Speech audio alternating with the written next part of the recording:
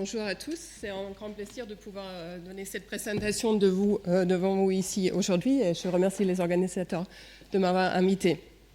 Donc ma partie c'est de parler de la matière condensée. Je ne vais pas parler de tout, il y a beaucoup d'autres choses en ce moment, donc je me concentre sur les superconducteurs topologiques et même pour les supraconducteurs topologiques sur un aspect assez précis, c'est qui permettent d'avoir des états de bord intéressants qui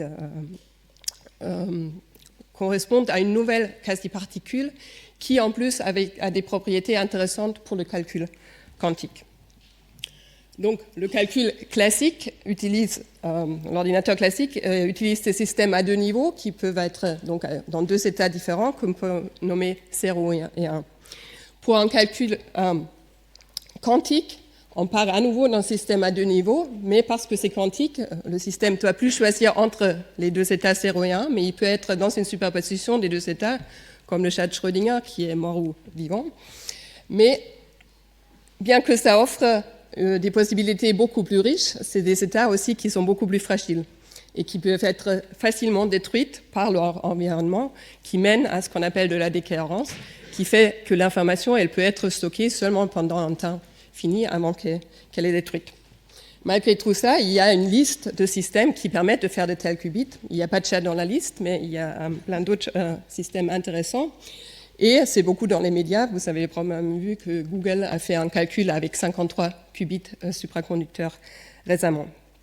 Pour le moment, il n'y a pas de topologie dans tout ça. Donc pourquoi le lien avec la topologie ? Donc on revient à ce problème de la décohérence due à l'environnement. Donc typiquement, ce problème de décohérence, c'est dû à des perturbations locales qui agissent à l'endroit où on a stocké l'information. Donc si on pouvait stocker l'information donc spatialement distribuée, ça veut dire non locale, elle serait probablement beaucoup plus robuste. Et c'est là où intervient la topologie. Donc l'idée, c'est à l'aide des matériaux topologiques, on pourrait partager un qubit, donc un tel système à deux niveaux, en deux, et le stocker non localement. Donc le qubit qu'on va vouloir partager en deux, en fait c'est un état fermionique. Donc les fermions, ils ont la particularité qu'un état, il peut être occupé soit par 0, soit par un fermion. Donc il y a vraiment deux possibilités, comme pour les systèmes à deux niveaux. Et l'idée, c'est qu'on veut prendre cet état fermionique et le distribuer, le rendre non local. Ce que ça veut dire, c'est que quelque part dans l'espace, on aura un demi-état fermionique, ce qui paraît assez bizarre. Mais en fait, c'est exactement ce qu'on peut faire. Et ça nous mène à l'idée de ce qu'on appelle des quasi-particules de Majorana. Les particules de Majorana, en fait, ont été prédites il y a très longtemps par le physicien italien Ettore Majorana, qui, dans les années 30, a fait un papier théorique qui dit qu'il pourrait y avoir des fermions qui sont leurs propres antiparticules. Donc c'est très différent des particules qu'on connaît, où normalement il faut une particule et son antiparticule, qui sont deux entités différentes, pour annihiler ces particules. Si on avait des particules de Majorana, en fait, c'est la particule même qui peut s'annihiler. Donc si on prend deux particules, c'est la même chose que d'en avoir aucune. Dans la physique des particules, on ne sait pas encore ce qu'il y en a, peut-être les neutrinos, c'est encore étudié, mais je ne parle pas de physique des particules aujourd'hui, je vais parler de la physique de la matière condensée, où les particules qu'on utilise, c'est essentiellement des électrons. Les électrons, c'est clairement pas des particules de Majorana, déjà parce qu'ils ont une charge électrique. Et la charge électrique, elle est conservée, donc on ne peut pas éliminer cette charge, donc l'antiparticule doit forcément avoir la charge opposée. Ce qui rend la matière condensée intéressante, par contre, c'est qui va dans le monde more is different. En fait, si on fait un matériau, les propriétés de ce matériau ne sont pas forcément bien décrites par les particules élémentaires qui le constituent, mais on peut avoir un comportement collectif qui est assez différent de ce qu'on s'attend à si on écrit justement ce que fait chaque particule individuellement. Donc, on peut trouver souvent une description en tant que quasi-particules. Donc, c'est similaire aux particules, mais pas forcément aux particules constituantes, mais qui peuvent avoir des propriétés très différentes. Donc les propriétés très différentes dont on a besoin, vu qu'on part avec des électrons, c'est une fois la notion de non-localité, parce que c'est ça le point de départ, je vais faire un qubit non local, et c'est là où on vient à la matière topologique, comme je vais vous expliquer. Et le deuxième aspect, c'est on part avec des particules qui ont une charge. Pour avoir une particule qui est son propre antiparticule, je vous ai déjà dit, il faut une particule qui est neutre, et c'est dans ce contexte-là qu'intervient la supraconductivité. Donc je vais commencer avec ce deuxième aspect pour vous expliquer comment on peut éliminer la charge dans un supraconducteur. Donc d'abord, allons voir comment ça se passe dans un métal normal et l'idée de ce que c'est une quasi-particule. Donc si on prend un métal normal, les atomes ils libèrent des électrons qui peuvent bouger librement dans ce métal, et c'est ça qui donne un lieu aux propriétés électroniques de ce matériau. Les électrons, ils vont occuper tous les états d'énergie disponibles jusqu'à ce qu'on les a tous placés, et ça va atteindre une certaine énergie qu'on appelle énergie de Fermi. Tous les états qui sont au-dessus vont être vides. Donc si dans ce système, je veux faire une excitation, je peux placer un électron dans un état vide. Ça sera une excitation avec une charge, E, donc c'est une charge d'électron plus que la charge de l'état fondamental du système. L'autre possibilité, c'est que je peux enlever un électron dans un état qui était occupé avant. Ça veut dire je fais un trou dans cette mer de cet état occupé qui existait avant. Donc ce qu'on voit, que le trou, c'est une absence d'électrons, donc ça va avoir la charge opposée, c'est le manque d'une charge d'un électron. Et ce qu'on peut voir aussi facilement, si je remets l'électron dans ce trou, il n'y a plus rien. Donc l'électron en trou sont la particule et son antiparticule. Donc il y a cette notion de particule-antiparticule en matière condensée. Et comme on voit ici, dans un métal normal, c'est deux objets qui sont bien distants parce qu'ils ont une charge différente. Maintenant, si on passe à un supraconducteur, les supraconducteurs ont été découverts il y a plus de 100 ans maintenant, et la propriété la plus fascinante est qu'en dessous d'une certaine température critique, ils perdent toute leur résistance électrique.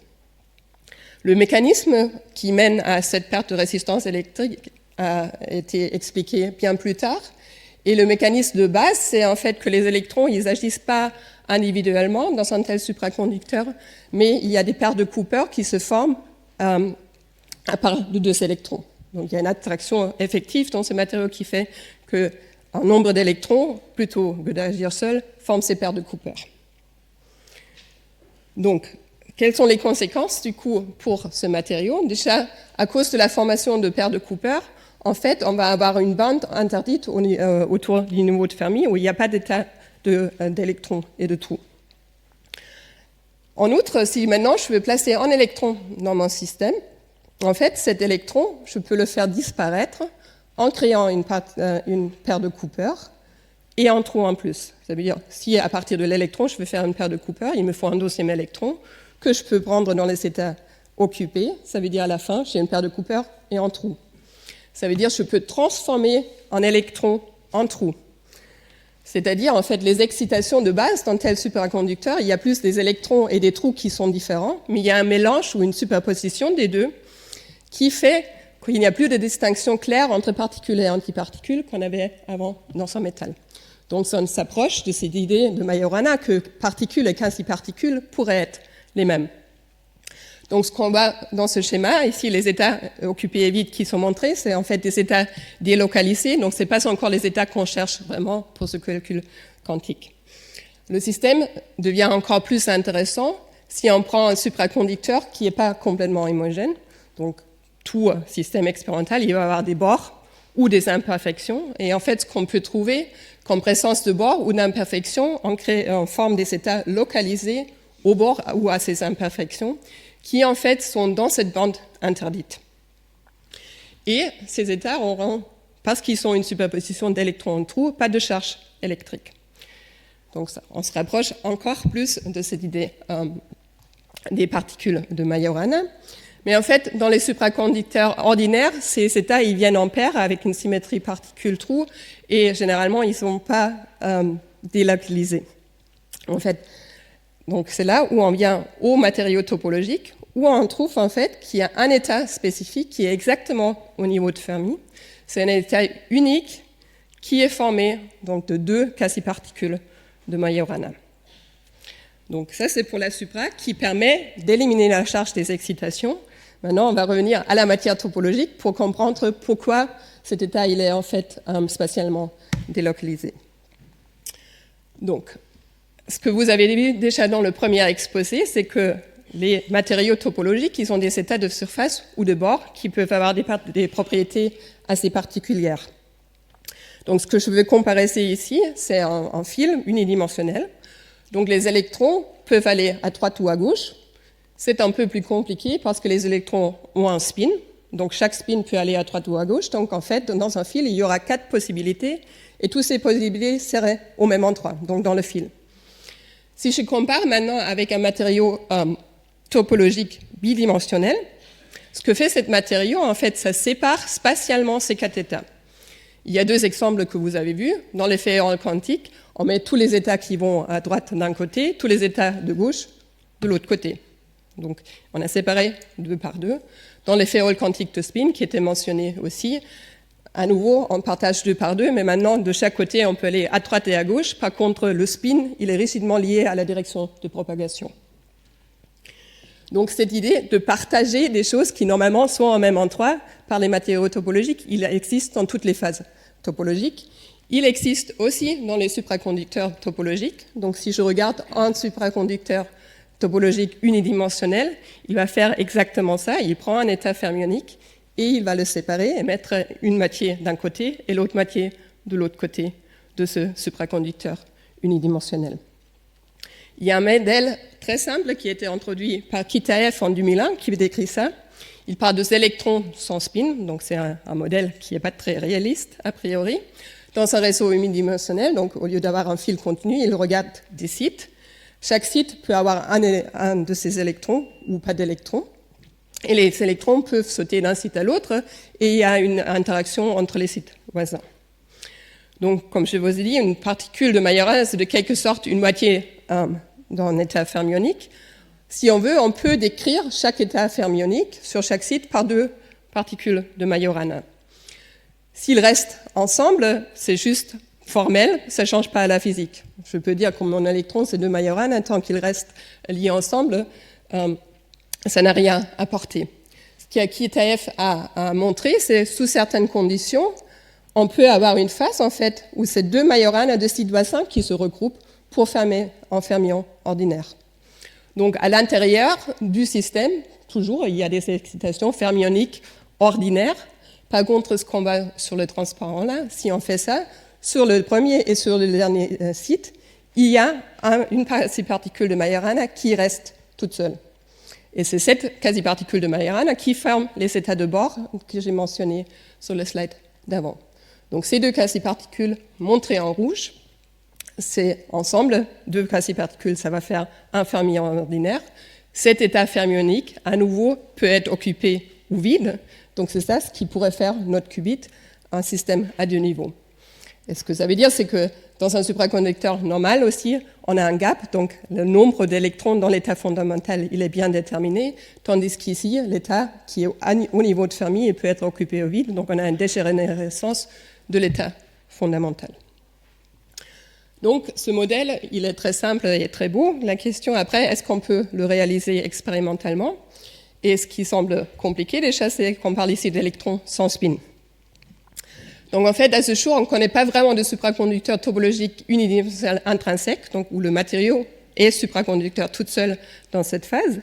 Mais il y a une deuxième piste pour réaliser des matériaux topologiques, c'est en combinant des différents matériaux.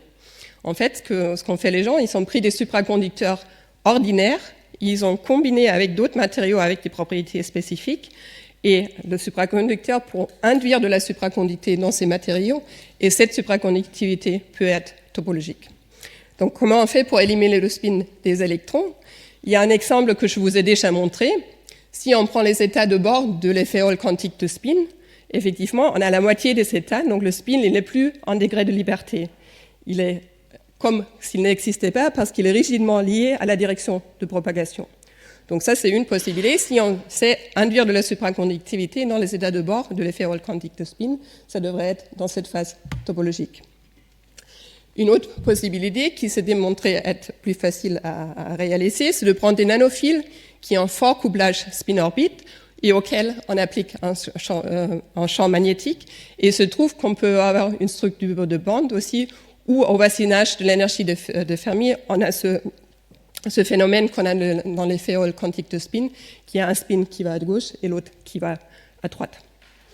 Et en fait, c'est plutôt selon cette deuxième route que les premières expériences ont été faites. Et la première expérience qui a dit qu'ils ont découvert ces modes de Majorana a déjà eu lieu en 2012. Donc, ce qui est montré à gauche, c'est leur échantillon. Donc, ils sont un nanophile qui est partiellement couvert par un supraconducteur. Donc, l'idée, c'est dans la partie du nanophile qui est couvert par le supraconducteur, on va induire cette supraconductivité topologique. Donc, on s'attend à une particule de Majorana à l'endroit qui est indiqué en jaune sur l'image à gauche. Les mesures sont montrées là au milieu. Et ce qu'on mesure, en fait, c'est en contact ce fil topologique à une sonde normale et on essaie de passer en courant.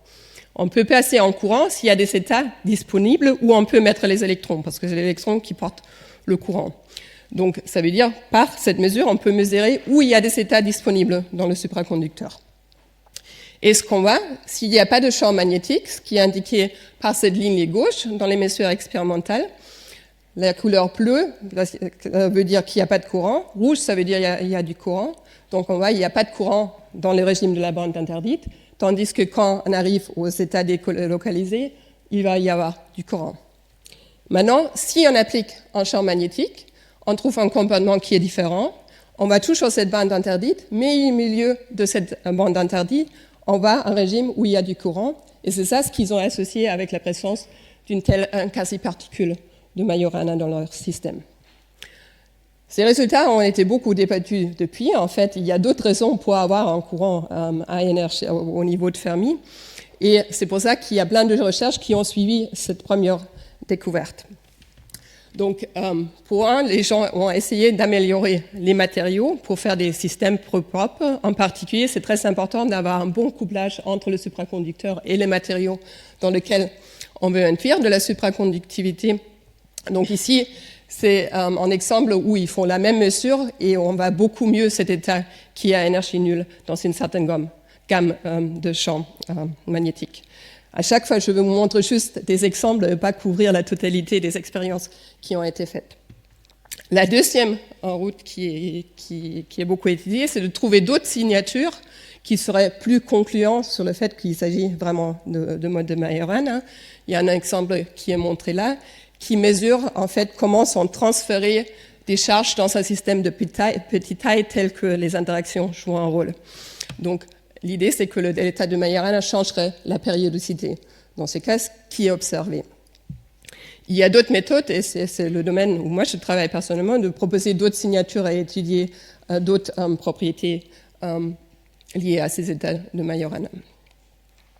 Il y a aussi beaucoup d'activités pour trouver d'autres systèmes, en fait. Donc, les fils, c'était juste un exemple. Les gens travaillent avec les états de bord dissonants topologiques et induisent la supraconductivité dans ces états de bord. Donc, il y a des résultats intéressants. Ici, je montre encore un autre exemple où ils ont pris des atomes magnétiques qu'ils ont placés sur un supraconducteur avec du couplage spin-orbite. Et ici, l'avantage qu'ils ont, qu'ils peuvent mesurer localement, en fait, s'il y a un courant. Et ce qu'on voit en bas au milieu, c'est qu'il y a le courant juste au niveau de Fermi, seulement au bout de leur film, donc exactement à l'endroit où on s'attend à avoir cette quasi-particule de Majorana. Il y a beaucoup de financement aussi pour ce domaine, et les financements sont essentiellement liés au fait que les gens s'y intéressent pour le calcul quantique, donc Microsoft, mais pas mal d'argent. Il y a des initiatives publiques aussi en Europe et aux États-Unis, plus axées sur le calcul quantique. Quant à la théorie, donc, j'ai déjà dit, les théoriciens travaillent sur les signatures pour comprendre les expériences et proposer de nouvelles expériences. Comment sont ces états de Majorana? Mais comme les théoriciens ne sont pas vraiment limités par les contraintes expérimentales, ils peuvent déjà rêver ce qu'on peut faire avec ces états de Majorana une fois qu'on les a réalisés. Il y a pas mal de travail aussi sur comment on pourrait faire un calcul quantique avec ces particules de Majorana si on est sûr de les avoir réalisées. Et ici, c'est un exemple d'une structure qui utilise, donc évidemment, il faut plus qu'un fil avec 2 Majorana, il faut en plusieurs et on peut créer des réseaux assez complexes qu'on montrait ici. Donc, je vais utiliser les dernières minutes pour vous parler comment on fait du calcul quantique avec ces particules de Majorana. Jusqu'à maintenant, je vous ai seulement dit, ça permet de partager un état à 2 niveaux et le rendre non local, ce qui veut dire qu'on peut stocker l'information avec plus de vitesse que dans un qubit local. Mais pour faire un calcul, il ne faut pas seulement stocker l'information, il faut aussi la manipuler. Donc, d'abord, si je veux faire un calcul, il me faut plusieurs qubits. Et ce qu'on avait dit, c'est qu'il faut 2 Majorana pour former un qubit. Donc, si je veux un certain nombre n de qubits, il me faudrait 2 n quasi-particules de Majorana pour n états fermioniques, qui du coup, chacun de ces états peut être vide occupé ou dans une superposition de vide et occupé. Et donc, on va faire des manipulations, ça sera tout dans l'état fondamental, parce que tous ces états, ils sont au niveau de Fermi, donc ça ne coûte pas d'énergie de changer d'un état à l'autre. Donc on trouve, si on a plusieurs Majorana, une dégénérescence massive de cet état fondamental. Donc comme j'ai dit, pour faire du calcul, il faut changer les états. Et là, il se trouve que ces quasi-particules de Majorana, bien qu'ils sont inspirés des particules de Majorana, qui à l'époque c'était des fermions de Majorana, en fait, ils ne sont pas des fermions. Ils ne sont pas des bosons non plus, mais ils sont des quasi-particules qui sont très différentes de tout ce qui peut exister comme particules élémentaires. Ils sont ce qu'on appelle des anions non abéliens. Et en fait, ce que ça veut dire, c'est qu'on peut chercher l'état du système juste en échangeant les positions de telles particules. Cette méthode s'appelle du braiding, ou en français du tressage. Donc, on va bouger ces particules de Majorana, les remettre à la fin à leurs endroits, mais l'état du système, il aura changé. Donc, un exemple simple, c'est montré là. Donc, si je prends 4 quasi-particules de Majorana, ça me fait 2 états fermioniques. Si, par exemple, je commence avec une situation, il y a un état qui est occupé, l'autre qui est vide, je prends 2 de ces Majorana, je les fais tourner l'un autour de l'autre, je vais trouver que la fin, l'occupation de l'état, elle a changé. Donc, la particule fermionique, elle a sauté d'un qubit à l'autre. Donc ça, c'est à la base des opérations qu'on peut faire avec ces quasi-particules de Majorana. Il se trouve qu'on ne peut pas faire toutes les opérations qui sont nécessaires pour un ordinateur quantique, mais déjà un nombre, et après les gens ont réfléchi à comment faire les autres opérations pour vraiment pouvoir faire un calcul universel avec ces états. L'intérêt de cette façon de procéder, c'est que pendant toute l'opération, les quasi-particules restent loin l'une de l'autre. Donc on va maintenir cette protection topologique qu'on a pour le stockage aussi pendant le calcul. Donc j'arrive à la fin. Je vous ai parlé de supraconducteurs topologiques et d'un aspect assez particulier, c'est les états de bord exotiques qu'on peut réaliser dans ces supraconducteurs topologiques, qui sont des particules de Majorana. Il y a beaucoup d'autres choses intéressantes. J'ai parlé du K1D, il y a des matériaux 2D, 3D qui pourraient être topologiques, où il peut y avoir des modes de Majorana qui se propagent ou qui sont localisés à des défauts. Donc il y a toute une physique intéressante qui est en train d'être explorée. C'est un sujet de recherche fondamental où des progrès importants ont été faits dans ces dernières années, qui quand même sont poussés en partie parce qu'il pourrait y avoir des applications. Donc le calcul quantique, c'est un domaine qui est très exploré en ce moment, surtout par d'autres voies qui sont beaucoup plus loin. Ils ont des qubits, ils peuvent faire des calculs avec. Avec les matériaux topologiques, on n'est pas du tout là, mais dû au fait que la décohérence, ça reste un problème majeur, peut-être un jour cette protection topologique pourrait quand même trouver des applications. Merci pour votre attention.